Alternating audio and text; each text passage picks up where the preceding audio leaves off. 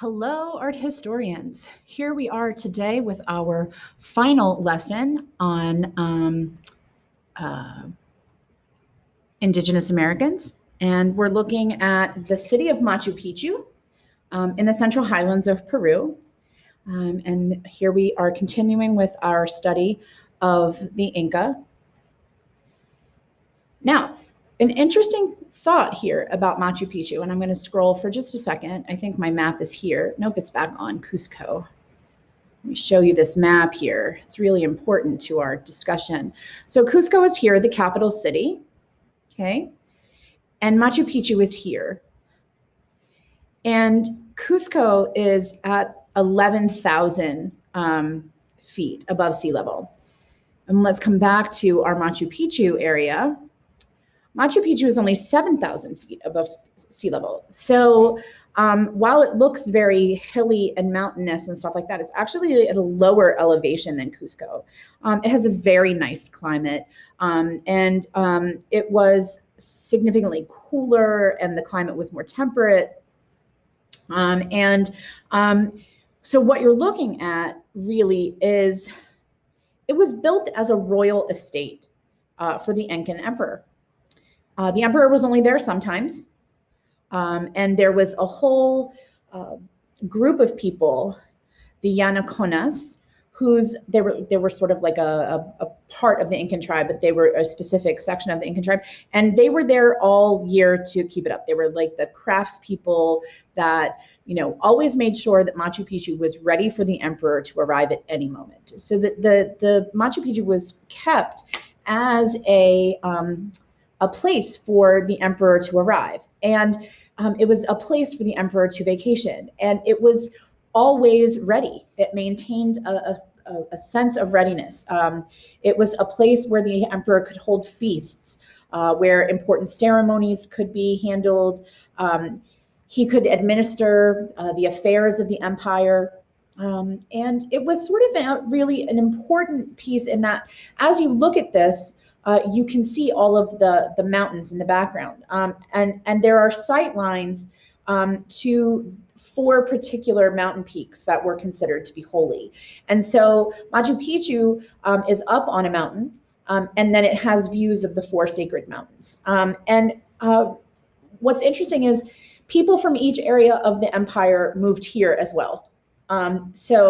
It reflected the mixed population of Cusco, which reflected the mixed population of the Incan Empire. The Incans had one thing right in that, it was really about making sure that all of the people that you were in charge of felt represented and seen by their administration. So it's a 3-day walk from the capital of Cusco to here. So that's why the emperor, would not always come here. It was a kind of a little bit of an investment to go there. And so what you're looking at is, we see those terraced areas again, like we've seen across a great portion of the Native American or Indigenous American areas that we've studied. And these terraces allowed for terraced farming, or what we call step farming. Here they grew a significant amount of maize to provide food for the activities. There was also an entire water management system that allowed them to bring water in through these stone channels and drains, and to be able to direct the water to individual houses, and also to be able to direct the water to be stored. The walls, like those in Cusco, were like in the walls of Saskatchewan, were meant to, they were just fit together. So they're not all exactly the same. They sort of sit together. But again, we see that here we see no roofs, because these would have had thatched roofs. They would have had thatches, like where you take sticks and branches and twigs and stuff and make a roof. So they would have had thatched roofs, but you see that the rest of it is, in a pretty good condition. They had those trapezoidal doors, like we saw in Cusco. It's a little bit rougher construction the further you get from what would have been the emperor's house. The emperor's house would have been in, the most fine construction, and then some of the other houses would have been a little less fine. The emperor was in if we're looking at it like quadrants, he would have been in like the southwest quadrant, and the upper society would have been in the northeast quadrant. So sort of in different parts of Machu Picchu, in a way to give him a little bit more privacy. So it's an interesting complex. This is one of the images. And you can see these really cool, like the steps here for farming. You can see this is what we call the observatory. Here we see another example of city planning. So you can compare this to the Agra, Cusco.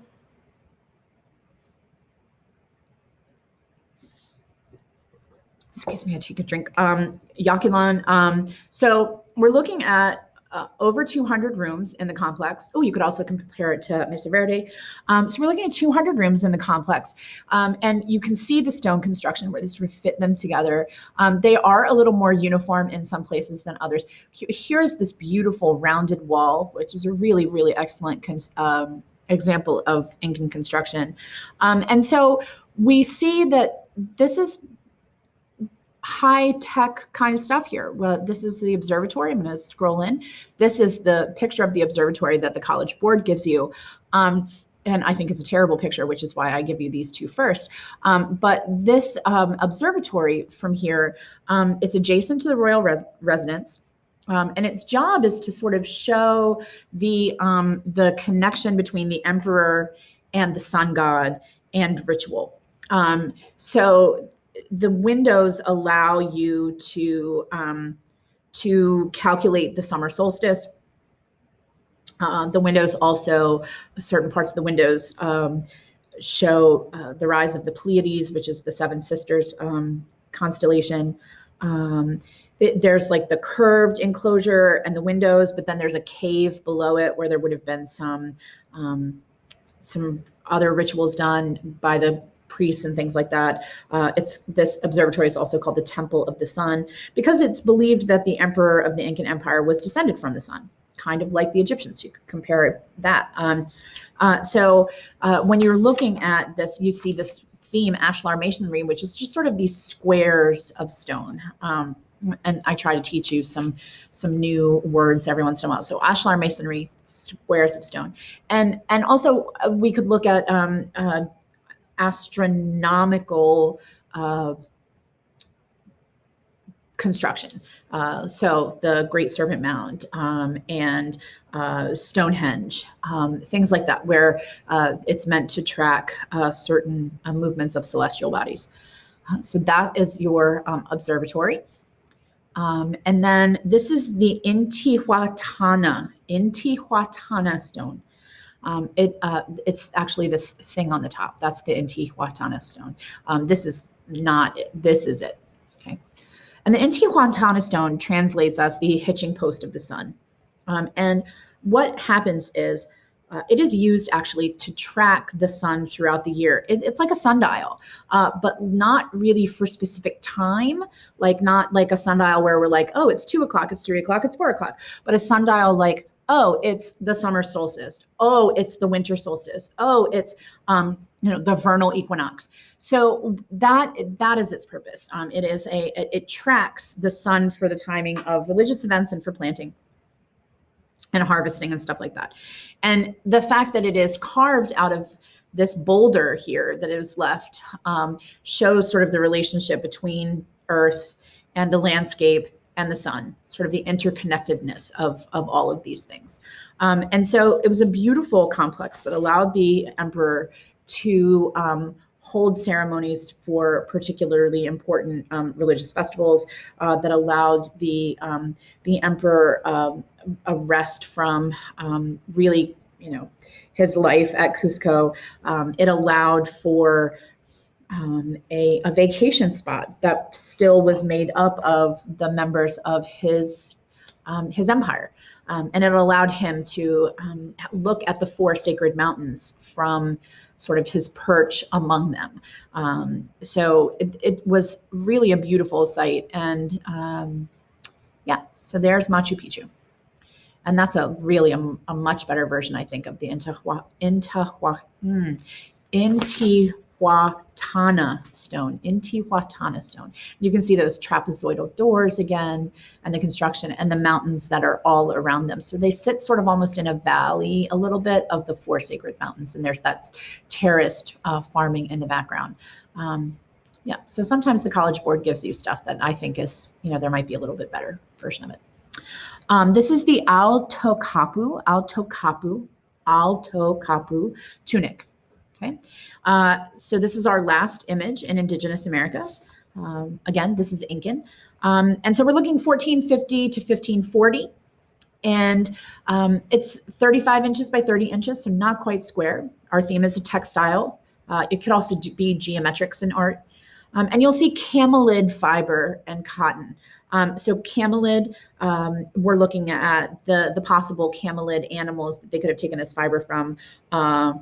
Guanacos, vicuñas, llamas, alpacas. And why we have this is animal fiber is significantly easier to dye than plant fiber. Plant fiber is hard to dye. And camelid wool is even, is what we see here, but that's on a cotton weft. I think I have weft and yeah. So weft is the one that goes back and forth, and warp is the one that goes up and down. And so the weft, the background, is made out of cotton, but the warp with the color is over and under, over, under, over, under, over, under. Okay, and the warp is where the color is. I have this out here so that you can see all these ladies and the tunic here for reference of size. So the weft is cotton because it's sturdy. The warp is camelid wool because it's easier to dye. So let me go back to our picture here.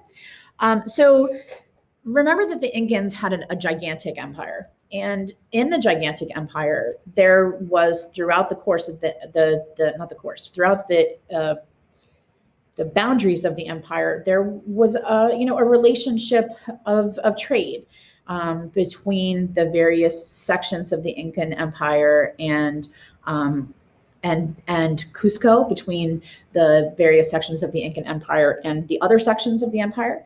And you get lots of really cool things by exchanging goods over this huge empire. You could get shells from Ecuador. You could get gold from the mines in the mountains. There produce from each of the different places, maize and yams and things like that. Lots of jewels, depending on where you are, what kind of jewels you're finding, and textiles. At this time period, it's going to sound a little crazy. But a good textile like this is a masterful example of a textile. This is like the best of the best of the best. And so, that's why it's in your thing here. But this is a masterful example of Incan textiles. And at the time, a textile like this would actually have been more valuable than gold because it shows ability, it shows power, and how does it show power? If you have enough stuff to be able to allow someone to just sit and do this, you've got an abundance that you can make this someone's job. And so this weaving shows, their ability to get colors. It shows their ability to create these patterns. It shows their ability to feed the people that could just simply spend all of their time making these intricate patterns. This is not fabric that's made for everyday clothing. This is fabric that is made for super important, high-ranking officials, okay, with all of these geometrics on it. Yes, people could have done the warp and the wefting with just regular plain white fabric. Not a problem, doesn't matter, that goes super fast. But to change from color to color to color to color to color to color as you're up and down and over and under, that takes skill and time. And red was a color that was very hard to come by. It was a very difficult color to make. So therefore it was very expensive, because red comes from the bodies of these little tiny insects that live on cacti plants. And it takes thousands of these little red bugs to make a batch of dye. Like the dark blue black, the indigo, took a great amount of time to construct. And so what you're looking at is one of the best examples of the like super over the top woven tunics. They were the finest cloth made, and they, like the ones that would have been for the royal family, they would have been specifically chosen. Specific women would have been chosen to create them because they were considered to be the best at what they did. It is a single piece of cloth. At no point does it undergo any cutting.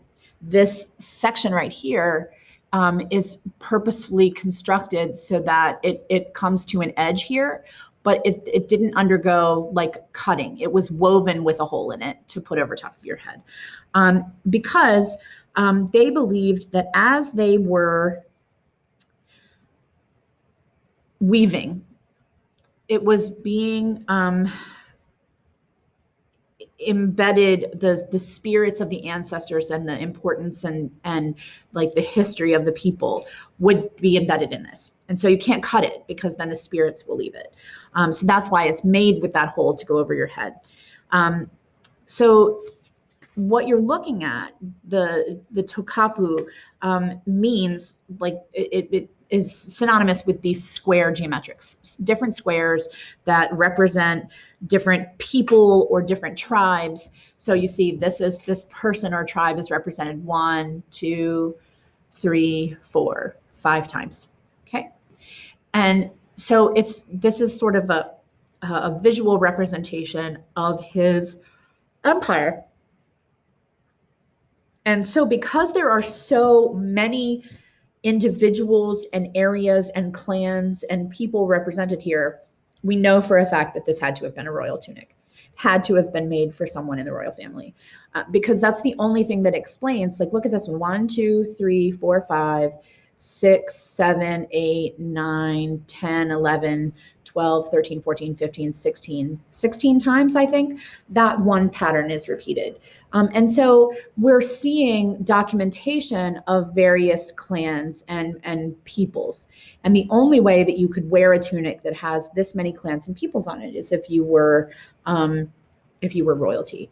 And so this is our first real, I think, fabric piece, textile piece. And it's amazing when you think about how old it is. And so we're looking at, we're very lucky. It's almost 600 years old. And when we process, how beautiful it is and its size, and its definition, they have identified these 23 different people that it represents. And it's a masterful piece of construction. And we're really lucky that we have it. So that is the end of Indigenous Americas. I hope that you learned some things maybe that you didn't know before. And I'm hoping that you enjoyed our talk about the Aztecs and the Incas and the Mayas. Yeah, I'll see you next time.